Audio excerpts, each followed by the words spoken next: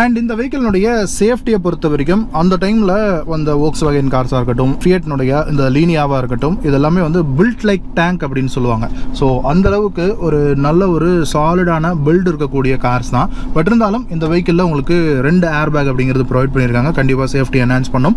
அது போக ABS, EBD இதெல்லாமே கொடுத்துருக்காங்க. அண்ட் இன்னைக்கு காலகட்டத்தில் இந்த மாதிரியான ஒரு காரை உங்களுக்கு யூஸ் காரில் கிடச்சதுன்னா வாங்கலாமா அப்படின்னு கேட்டிங்கன்னா கண்டிப்பாக வாங்கலாம். டைம் பீரியடில் இருந்த கார்ஸ் வந்து நீங்கள் யூஸ் பண்ணி பார்த்தது அப்படின்னா கண்டிப்பா வாங்குங்க. மோஸ்ட் ப்ராபபிலி டீசல் வெஹிக்கிள் கிடைச்சதுன்னா கண்டிப்பா வாங்குங்க. உங்களுக்கு மைலேஜும் நல்லா கிடைக்கும். ஸோ இந்த இன்ஜினுக்கு பெரிய மெயின்டெனன்ஸ் அப்படிங்கிறதும் தேவைப்படாது.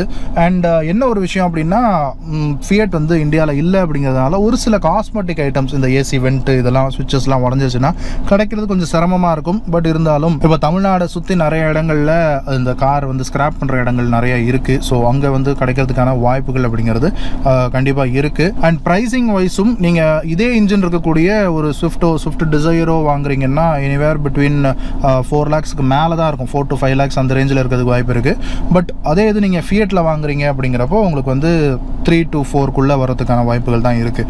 ஸோ ஆல்மோஸ்ட் உங்களுக்கு 1 lakh அப்படிங்கிறது அந்த விஷயத்தில் சேவிங் ஆகும். அண்ட் டிசைர் அப்படிங்கிறது ஒரு ப்ராப்பரான செடான்னு ஒத்துக்க மாட்டேன். பட் லீனியா அப்படிங்கிறது ஒரு ப்ராப்பரான செடான். அண்ட் இன்னொன்று, இந்த கீ போர்ஷன் பாருங்கள் எந்த அளவுக்கு இந்த மாதிரி ப்ரொட்ரூட் ஆகி கொடுத்துருக்காங்க அப்படிங்கிறது அது ஒன்று. அண்ட் இன்னொன்று, இப்போ வந்து வெஹிக்கிள் வந்து ஆனில் இருக்குது. RPM பாருங்கள். ஸோ இப்போ வெஹிக்கிள் ஆனில் இருக்குல்ல, இப்போ மறுபடியும் கீயை வந்து நீங்கள் இப்படி திருப்புனீங்க அப்படின்னா திரும்பாது. ஸோ அது வந்து லாக் ஆகியிருக்கும். ஸோ இது ஒரு safety feature. So multi crank அப்படிங்கிறது இந்த கீழே பண்ண முடியாது. அண்ட் இந்த வெஹிக்கிளுடைய கீயை பொறுத்த வரைக்கும் இந்த இடத்துல ஃபியட் லோகோ இருக்கும், ஸ்டிக்கர் ஒட்டியிருக்காங்க. பட் அதர்வைஸ் வந்து உங்களுக்கு அன்லாக்கு, லாக்கு அண்ட் பூட் ரிலீஸ்க்கான ஃபங்க்ஷன் 3 பட்டன்ஸ் கொடுத்துருக்காங்க. இது ஒரு ப்ராப்பரான ஃப்ளிப் கீ, அந்த ஜென்ரேஷனில் இருந்த ஒரு ஸ்டைல் அப்படின்னு சொல்லலாம். அண்ட் செகண்டரி கீ வந்து உங்களுக்கு ஃபியட் லோகோ போட்ட ஒரு நார்மல் ஸ்டிக் கீ தான் கொடுத்துருக்காங்க. அண்ட் ஃப்ரண்ட் சீட்ஸை பொறுத்த வரைக்கும் அட்ஜஸ்டபிள் ஹெட்ரெஸ்ட் அப்படிங்கிறது கொடுத்துருக்காங்க.